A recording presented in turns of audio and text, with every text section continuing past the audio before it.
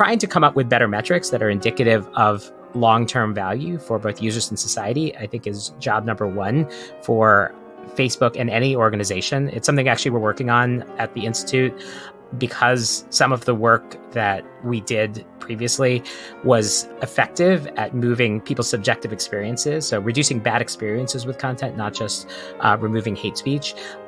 We think it's important to measure people's bad experiences in general across platforms and try to incentivize companies both to create fewer bad experiences and more good experiences. So the first thing I would do would be to work on the metrics that Facebook is working with and try to bend them towards being more in service of user value and less, legitimately many people will say that engagement often correlates with user value, but it doesn't always correlate with user value. And so the more we can make those two things closer together, what platforms are optimizing for and what users and society find valuable, the better the outcomes will be.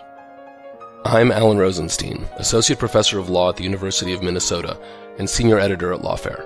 And this is the Lawfare Podcast, March 27th, 2023. Today, we're bringing you an episode of Arbiters of Truth, our series on the information ecosystem. My co-host Quinta Jurecic and I spoke with Ravi Iyer, the Managing Director of the Psychology of Technology Institute at the University of Southern California's Neely Center. Earlier in his career, Ravi held a number of positions at Meta, where he worked to make Facebook's algorithm provide actual value, not just quote-unquote engagement, to users.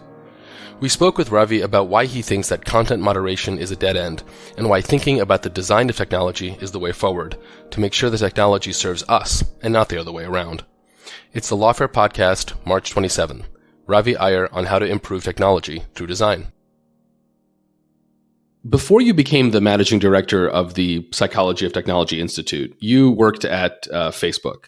I'm curious, to the extent that you can talk about it, what did you do there? And especially, how did that experience inform what you're doing now? Yeah, it was very formative. And I did a lot of things there. I actually started working on their polarization efforts. I started as a data science manager in newsfeed integrity. There's a Wall Street Journal article about some of those polarization efforts and how they were deprecated. And so I had to do a lot of soul searching. What was I going to do? How was I going to, I'd moved my family up here. I cared about these issues a lot. I still wanted to make progress. And there was an opportunity to make progress in many different ways. I became a research manager because I wanted to be able to question our metrics, not necessarily just take them at face value. A lot of what I did in data science was somewhat like being an accountant. I built dashboards. I helped count, the engagement on our platform. And I realized that some of the things we were counting, I could drive engagement bait to zero, or I could drive, not me, but like maybe we as a company could drive something like engagement bait to zero, but maybe we wouldn't actually be solving the problems with sensationalism that exists in the world. So I eventually became a research manager, which allowed me to talk to users and ask them if their definitions of some of these constructs map to our definitions internally. And then I eventually realized that a lot of the work we were doing was more reactive. It was like, people are doing these things and we are trying to enforce upon them. And that has clear limitations, as I learned over my experience. So I started to move to more proactive work. How can we change the incentives of the system? How can we change the design of our system? I became a product manager on the AI team and worked more on like the core algorithms. And a lot of the best work I think that we did was really in that, reforming the design of our system. And that's kind of what I bring to, my current role at the Psychology of Technology Institute and USC's Neely Center, really that design focus. And there's a lot of energy in the world, like people who care about these issues, trying to make them better. I think just, if I can contribute a little bit of that experience towards making those ideas and that energy more concrete, I'm happy to do so. So say more about what this institute is and, how it structures, what its goals are, how it works. Yep. What is this new phase in your professional life? Yeah. So the Psychology of Technology Institute is the goal of our institute is to improve the human technology relationship. And we focus on technology in part because it's as powerful shaping effects on society and on individual psychological health. We focus on psychology because I think a lot of our interactions with technology are informed by the peculiarities of how human beings interact with things. And it's a project of USC's Neely Center, also in collaboration with Berkeley's Haas School of Business. we have a few projects to try to improve the human tech relationship. One of them is repairing social media. Another one, people often think of social media as the first instance of AI value alignment or value misalignment. So if you listen to people talk about value misalignment, they'll talk about how social media algorithms maybe have the wrong objective function that isn't aligned with the outcomes we want in society. But we have a broader work stream around AI value alignment, and then we have a third work stream around designing a healthy mixed reality space. But all of them have that flavor of trying to anticipate, what are the problems, the psychological problems, both the individual level and the societal level that we can address, and how can we improve the human tech relationship to improve those outcomes. So we asked you on, in part because of an essay that you wrote arguing that, and I'll quote you, content moderation is a dead end. That sounds like a pretty provocative statement. What do you mean by that? So it was intentionally chosen to, somewhat to be provocative, but also I didn't say worthless. I didn't say bad. I meant dead end, that a lot of good work is done by content moderators through content moderation processes, but it won't lead us to the end goal that we often want. And so a lot of times we put the responsibility for improving social media's impact on society or technology's impact on society on moderation processes. And so we have this idea that people can say things on the internet, and then if they cross a line that is defined in some policy, we will take some action against them. We will moderate their speech. And in some cases, that's important. There are some things that I think we all agree would be important for us to remove or enforce upon. But there are a lot of things that I think we have this idea that they are easy decisions, things like hate speech. If I say like moderate hate speech, a lot of people agree with that in principle, but they probably have different ideas of what actually hate speech means. And all of their ideas probably don't map to what actually, if you were actually to read a random sample of hate speech that exists on a platform, it would actually be very different than what you have in your head. And so, there have been sort of well-known articles about, men are scum or men are trash, right? That's a lot of like what actually qualifies as hate speech that, if you're trying to drive down a hate speech metric, you end up removing a lot of that stuff as opposed to, actively disparaging a minority group. The people who actually want to actively disparage minority groups don't actually talk in the terms of hate speech. They actually talk in terms of fear more often than hate. So, it's really easy to sensationalize a crime committed by someone of a minority group, for example. It's hard to distinguish that from, say, your average 11 o'clock news broadcast. So, the lines are, you end up with this content moderation focus, over enforcing on a lot of stuff that nobody cares about, things like men are trash, and then under enforcing on a lot of stuff that actually is harmful, things like, sensationalizing a crime committed by someone of a minority group. And so therefore, it's just not the right tool for improving the impact on society that we're trying to have. And as such, it is a dead end in my view. Yeah, so I find this interesting because it feels like in many ways the work of content moderation, or trust and safety as it's often called in the industry, is kind of coming into its own as a field. And in this essay where you write about content moderation being a dead end, you also write about attending multiple conferences for trust and safety professionals. Those are new. There are professional organizations. All of these are new developments. And it has seemed to me like the field is sort of coming into its own and maturing really rapidly. So I'm curious how your argument fits into that kind of maturation. Yes, there are a lot of conferences about trust and safety that focus on content moderation. I feel like a lot of the people at those conferences would share my perspective. And I do think that the maturation of the space will hopefully lead more people to, think about content moderation and trust and safety as a wider field, not something that's just focused on removing the worst of the worst, but also something that's involved in the design of systems. How do we actually prevent systems from incentivizing negative behavior? And how can we design an ecosystem where content moderation is the thing we do as a last resort, not the first thing that we reach for when something is not going right? Yeah, in some ways it feels like this kind of movement away from focusing on individual decisions about content and more on design, it feels to me like I've been seeing it build on a bunch of different corners for a while. So Evelyn Douek, who's my former co-host on this podcast and is now at Stanford, had a paper last year arguing that legal scholars should think about content moderation in terms of administrative law, regulating sort of huge structures instead of one-on-one decisions. There's been a recent focus in Congress to focus on algorithmic design. The Supreme Court obviously just heard a case on the matter. So it seems like there's that shift is coming from a lot of different places. I mean, I'm curious if you have any thoughts about why now, whether from your own thinking about this or just what you're seeing within these spaces. Well, I think like I said, that when you actually wrestle with these issues, I think you realize the impossibility of moderating speech. So it's, in principle, it sounds like a good idea to create objective policies and objective rules and transparency about how you're enforcing these policies. But then there's always a case that, escapes your reach, and you try to change your policies to fit that speech, and eventually it ends up being a slippery slope. So a good example is like the war in Ukraine, right? Like, so we might all agree that it's bad to call for violence against members of a group, but then when you're being bombed by another country, then and you say some 20-minute deep thoughts about all the things that are going on in your life, and you end it with some desire to defend your country against another group, and say something that is a call to violence against that group. I think a lot of people would consider it normative in all settings for people who are undergoing conflict, whether you're in Israel, whether you're in Palestine, whether you're in Ukraine, to say certain things in those contexts. So I think there's a great research by the Dangerous Speech Project, and there's a pie graph that I often refer to about what makes something dangerous.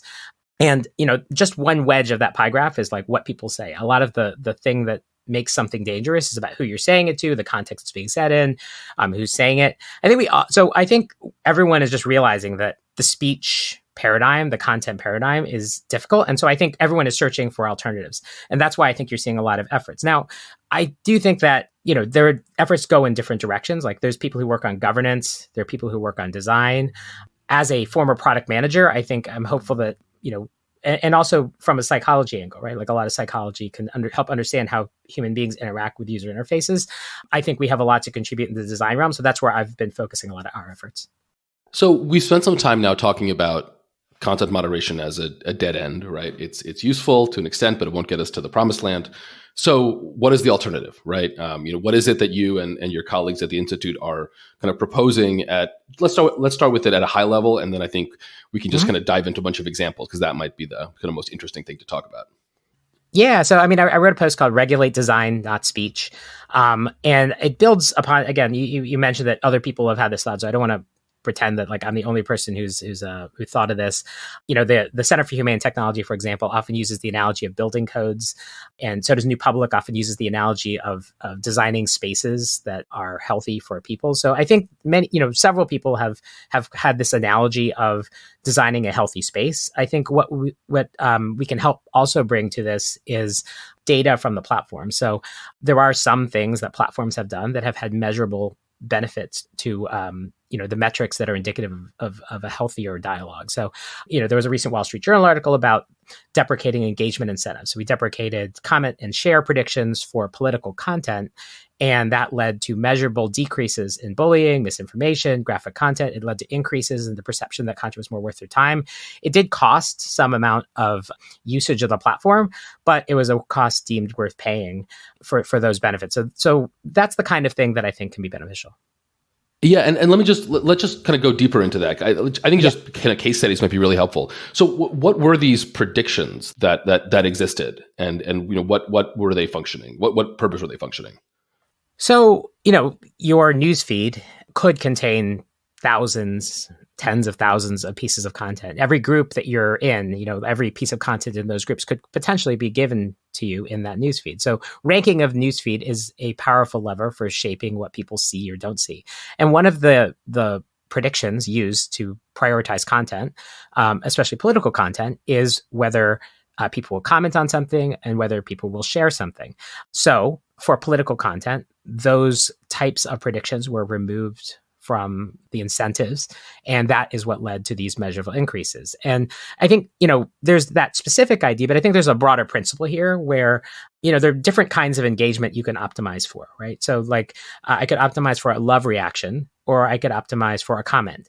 And one is more an explicit desire. It's an explicit level of like something that I find positive. Whereas we've all been in cases where, we see a piece of content, we comment, I don't agree with this. And then maybe somebody else comments back that they disagree with my comment, and I comment back and reply to them.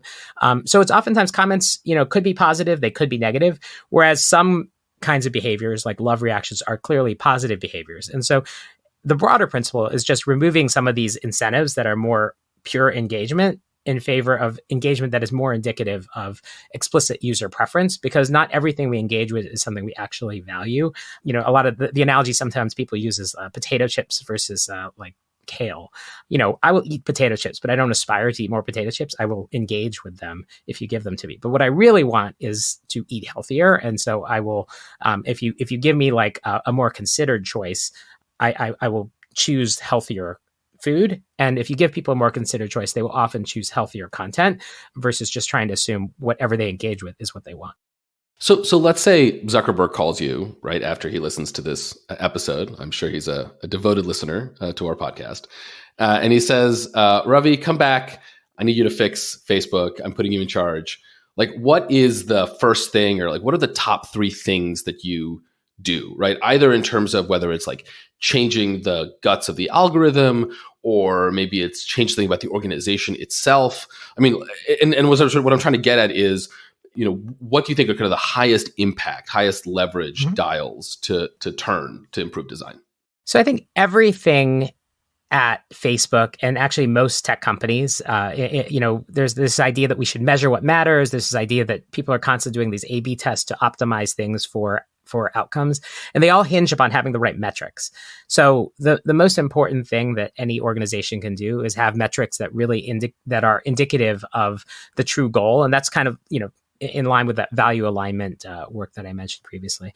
If you have the wrong sort of objective function, then everything will be pointed in the wrong direction. If you have the right objective function, then your engineers, your product work all points it in the right direction. So trying to come up with better metrics that are indicative of long-term value for both users and society, I think is job number 1 for Facebook and any organization. It's something actually we're working on at the Institute, because some of the work that we did previously was effective at moving people's subjective experiences. So reducing bad experiences with content, not just removing hate speech.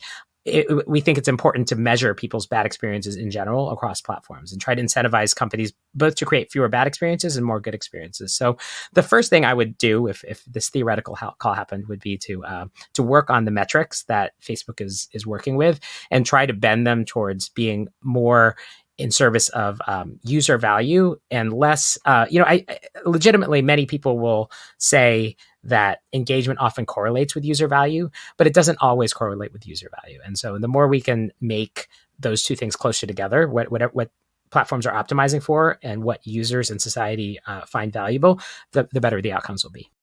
So I think that one question that raises for me is, why companies aren't doing that already. What you said, it sounds very convincing. It sounds like a better experience for everybody. I have been doing a bunch of work on the January 6th committee recently, and the Washington Post published a draft memo that was not released by the staffers who were working on the social media end of the operation. And some of their findings had to do with why, in their view, major social media companies, so including Meta, Twitter, YouTube, others, didn't do more to kind of suppress or limit the circulation of or ban speech that was, encouraging violence in advance of the insurrection. And they pointed to political pressure on the platforms, as well as they thought this was less important, but also there's this sort of question of financial incentives.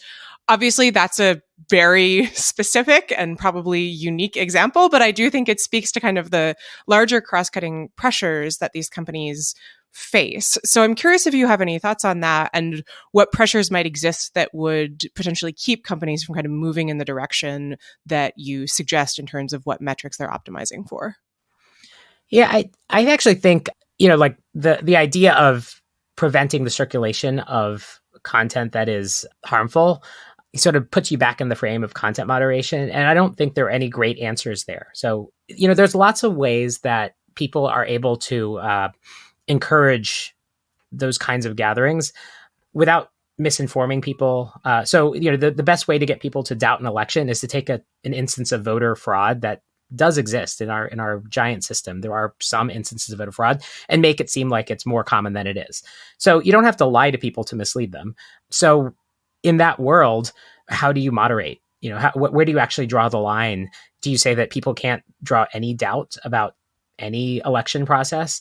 And there are places in the world where there are elections processes that do need to be questioned to a greater degree. And so I don't think anyone can be comfortable drawing the line there about like, to what degree are you allowed to question the election process and in any sort of principled way. So I actually don't see that as a case of, business pressure. I actually think companies would probably do the right thing if they knew what the right thing was.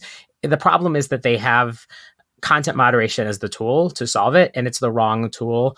The question I might ask would be, what is the system that we designed that got us to the place we're at? So why do we have these polarized groups that are so ready to believe these kinds of messages? And how could we create a system which doesn't incentivize people to say things that they may not even believe in order to get more attention that might be activating these groups?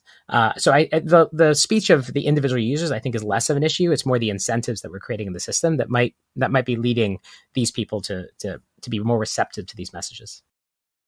One of the arguments that you make is that changes to the design of these platforms, rather than changes to the content moderation practices, would be more kind of protective of free expression.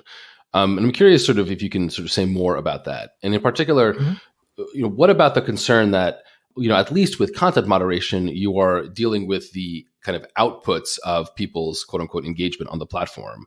Whereas if you're tinkering with the design, you are actually affecting quite deeply their thought itself, right? In the sense of what they read and then what they decide to say. And so, it may be an even more insidious kind of restriction on free expression potentially.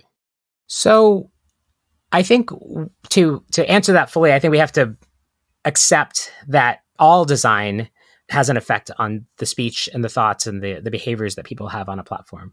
So there is no such thing as a neutral design. Every space will affect how users are going to interact with that space. Like, how anonymous are users? How are the other people represented? Is it voice versus text? Am I interacting with people I know versus people I don't know? Is there a way for people to give positive and negative feedback, or just positive feedback? All of these things change our behavior, and the spaces and the status quo is already affecting our behavior. So I think acknowledging that everything that is already going on at platforms, for good and bad, is affecting people's thoughts and behaviors and speech, and then not privileging the status quo is where I'd start that conversation.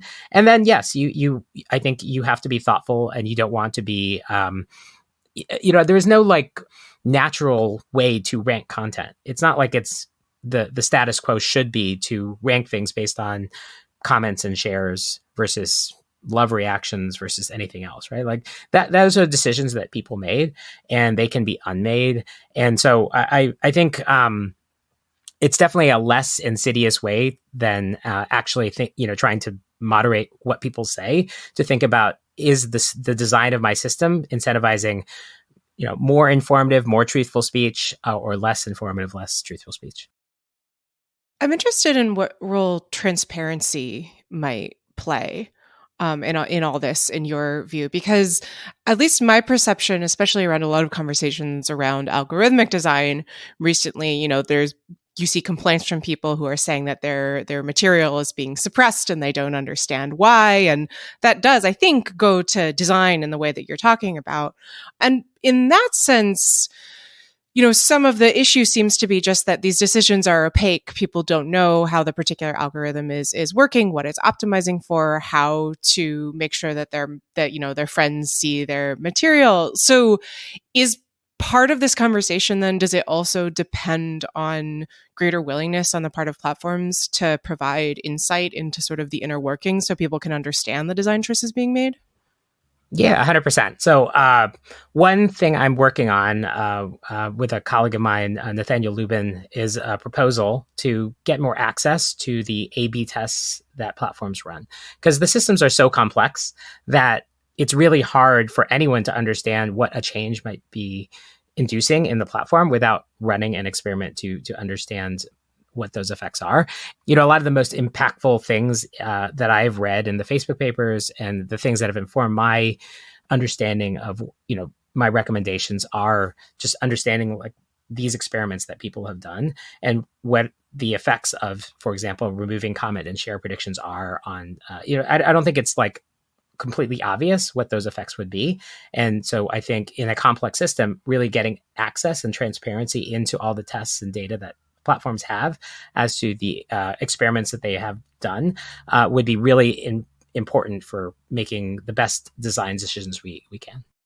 So it strikes me, though, that once you start talking about transparency, which I totally agree, for the record, is very important here, then it's very easy to start thinking bigger and start thinking, well, to the extent that these algorithms and these practices run our lives, they should be transparent, but more than just that, we should have a say in which ones we use. And that say should be more than just, which platform do we decide to give all our data to?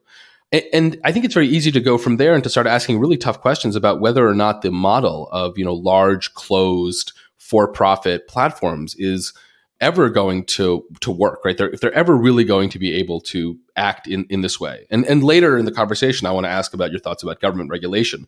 But for now, I'm curious what you think about alternative models of platforms themselves. And so the one I have in mind in particular is Mastodon, which is the decentralized Twitter alternative, and other platforms within the so-called Fediverse. I wrote a paper about this a few months ago looking at how Mastodon does content moderation. And one of the notable things that struck me was that because every Mastodon instance can have its own content moderation problem, by pushing the choices down sort of to more local levels, you can tamp down a little bit on the conflict because you're not trying to apply one model for everything. And what goes for content moderation could also go for design. Different instances could decide to have different policies with regard to what you can retweet, or how you can do this and how you can do that. So I am curious, and when you look at these models, do you think that they are a possible way forward, a possible replacement, or do you think we're just never going to get rid of the Facebooks and the TikToks and the Twitters of the world, and so we do have to fundamentally figure out how to fix them? I tend to take an all of the above approach. I'm really excited by all the energy in alternative platforms. I do think that places like Mastodon, places like T2 Social, the Narwhal project, there's lots of energy around it, and I'm excited. I'm hopeful that people will have alternatives. There's lots of people putting energy into smaller spaces, like the Front Porch Forum. So I do think that having alternative spaces is something we should invest in, even as we also try to improve the platforms, the larger platforms that we have. And I'm hopeful that, certain design choices that might be beneficial can both inform the big platforms and these smaller platforms. So, like I mentioned, not optimizing for engagement and optimizing for what users, explicitly value.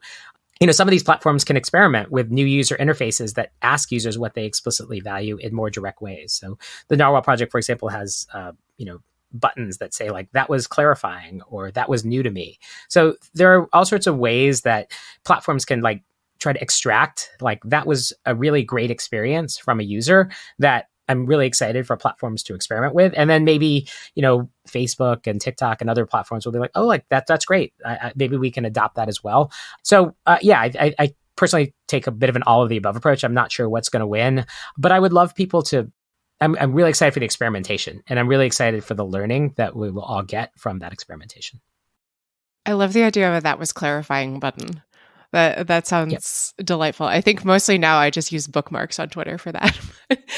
So I wanted to make sure that we touched on the all important Section 230 and the Gonzalez v. Google case, which I mentioned briefly before. And I'm curious for your thoughts on how this interacts with those issues. So just a brief overview before we dive in. Section 230, of course, as listeners are probably familiar by now, has to do with platform immunity for third-party content. And Gonzalez is, I think, in many ways really does touch these questions of design, insofar as the question before the court was to what extent a platform's algorithmic design can be used to kind of pierce that immunity shield from Section 230. That's a very high level and somewhat clumsy overview. So with all that on the table, how do you think about focusing on design issues, and how does that interact with 230? So, full transparency, I'm not a lawyer, so I'm going to say my opinion, but, feel free. I'm not either, so you're good. Corrected, yeah. And to be clear, even the lawyers can't figure it out. It's like a 2-lawyer, 3 opinions kind of situation. So go nuts. But I think that the analogy of building codes is generative here. So if I build a building, we don't hold you responsible for every bad thing that could happen in that building. The building could go up in flames. We don't hold you responsible for the building going up in flames. We do hold you responsible if you predictably make the building flammable. And then the question is what does it mean to be predictably, or to be negligent in that case? What does it mean to have designed a building that is contrary to the standards that we understand to be a safe construction of a building? And I think that there are practices that increasingly we understand to be those that make a online space more flammable or more likely to lead to destructive, illegal, unhealthy content being widely distributed. And so insofar as that is the case, I think that is a line that one can draw, an analogy that can be generative. And I don't think that necessarily just has to apply at the level of federal law and Section 230. I think it can be helpful for untying that knot. My reading of some of those arguments was the Supreme Court justices were looking for a line to draw. And I think this is at least an example of a line one could draw, right? If you are doing you're not responsible for the wide distribution of content that is illegal, but you are responsible if you make design choices that could predictably lead to broad distribution of that content. And that's where having the platform A/B test would really help us understand, is that something that we can say, in a reproducible fashion will generally lead to, flammable online spaces. But even if it doesn't apply at the federal level for, I think, the same sort of analogy can also be applied at app stores who are also have an interest in apps that are safer for the users that use them. I think states are increasingly adopting design codes as laws. And then even internationally, I think people are there are often these general laws that say platforms will undertake risk assessments. And I think the actual way that a risk assessment should be done is sort of analogous to how we understand, what is a flammable or a not flammable building. So I really like this analogy of the building code. And I will say, and I'll put a marker down and I'll make a prediction, and Quinta, you can hold me accountable to it in 5 years. That 5 years, when we look back or when we look at the sort of legal landscape, there will be building codes somehow, right? This is basically how it'll operate, that there will be platform design codes and that it'll act kind of like a safe harbor. Now, that being said, the hard question, of course, is what do the building codes contain and who writes those building codes? And so I want to ask you what your thoughts are there, right? Both on the content, but maybe actually even more importantly on who writes the building codes, because it seems like you could have you could have the platforms themselves come together and have a voluntary code of best practices. You could have the federal government do it either through legislation or regulation. You could have state governments do it. And that raises an interesting question about, do you want states to do it, potentially have different standards? And I think if you look at the examples of Florida and Texas and their social media regulations, maybe not the best thought out. Do you want judges to do it through a kind of a common law process, and are judges going to do a good job? So that's kind of what I want to push you on a little bit of who's going to be writing the building codes. Well, the reality is everyone's going to write building codes. Everybody writes building codes now, right? There are different standards in some countries than in other countries, but there's also some commonality, right? And that commonality is informed by science, right? So by physics, by understanding what things are flammable and what things are not flammable.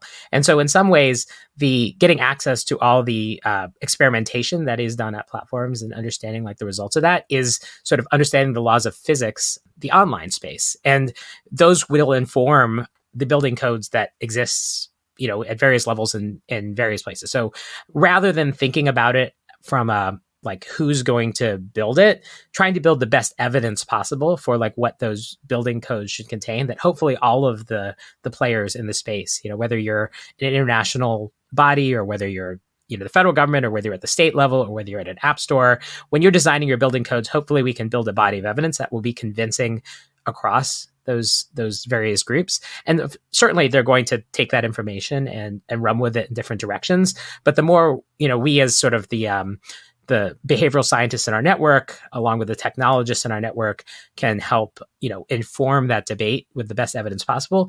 I do think there'll be some commonality, just like there's commonality in building codes already. Yeah. So one possibility you mentioned is the role of app stores. And I'd be really interested to hear you talk more about how that might work and why it would make sense for app stores to kind of step in here and be I'm not sure whether they would be the building code designer or the building code enforcer, but one or the other or both. Well, app stores already have building codes to some degree, right? There are, if you build an app, there are guidelines for how you do it. And so one example of a guideline is apps, if you have user generated content, you need to have some mechanism for users to report that content as being offensive or violating policies or harmful in some way. It doesn't specify exactly how that reporting mechanism should take place. So it could be buried 3 menus deep and not be particularly impactful. But you can imagine an app store saying look, we have this thing, it's not having the effect we want. We'd like to also update our policies to make that negative feedback more visible. And there is data suggesting that making more broad negative feedback can be really transformative in terms of, not relying on content moderation. If you can give users the ability to say I didn't like that, that can be a really powerful lever for finding things that, don't violate a policy, but are still causing bad experiences for people and for society. So you could, app stores already have design codes to some degree. And it's just, that's one reason why I think it's a good lever. It's something they're already doing. They're already interested in the privacy of users. An example is, in some countries, it's actually easier for you to lock your profile and to make your social media profile private than in other countries, in part because in some countries there's more sensitivity, to being public. There's no reason that, access couldn't be more widely available, and that app stores couldn't, as part of their existing privacy efforts, just mandate more visibility of those, of taking control of your privacy. So there are already efforts at app stores that are analogous to what we're, some of the recommendations I'm making as far as design codes. And that's why I think it's a fruitful area to pursue. Yeah. So one thing I was curious about with the app store idea is, there's been some writing and argumentation that asking app stores to take more of a role in sort of curating good spaces online risks giving them real power over discourse. For example, once Elon Musk bought Twitter, there was a lot of discussion about whether the Twitter app might potentially be booted out of the App Store. And there are reasons why that might have been a justifiable decision. It didn't end up happening. But it also would have, made it substantially difficult for a lot of people to use Twitter. And that, I think, raises questions about, the question that is always on our minds in these discussions, which is who is making these decisions. So I'm curious how you think through that issue and whether you think that focusing more on design choices, building codes, rather than saying, hey, there sure is a lot of hate speech on this platform, mitigates that issue of, let's call it censorship to be provocative.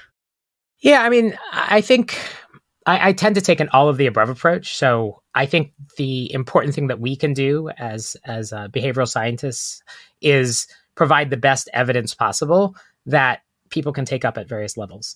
And so one effort we have actually is to do a tracking poll. So you see people with Elon Musk taking over Twitter who are oh, my Twitter feed's gotten so much better. That's great. And then people will be well, I don't my Twitter feed's worse. So I think his changes have been for the worse.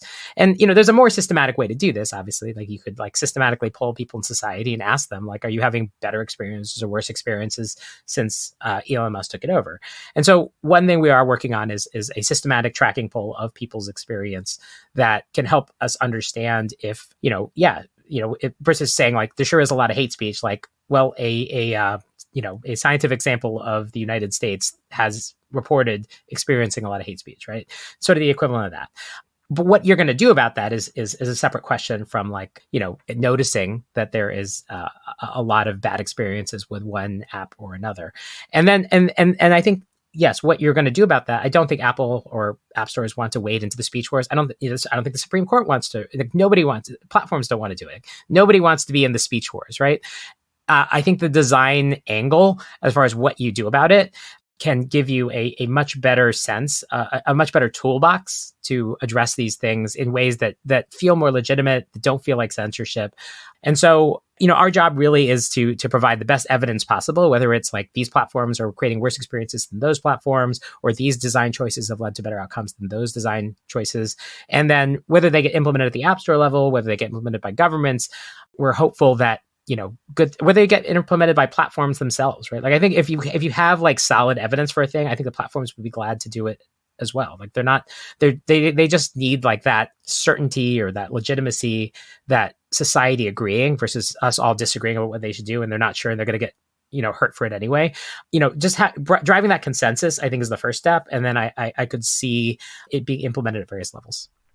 So to end our conversation, I want to turn us from the present and sort of look forward onto the technological frontier a little bit. And one thing that I think is interesting about this debate in this issue space is that the problems are incredibly hard, obviously. And yet the underlying technology is like not that complicated. Like Twitter is not like that complicated technologically. And even the algorithms underlying it, they're not nothing, but like they're still pretty standard stuff. And even with that, this is so hard. And then you look forward and you look at, just because everyone's talking about it these days, things like ChatGPT and large language models, things that have the potential to just profoundly capture our attention, to engage us, right? For good or for ill. I'm curious about sort of two things in particular.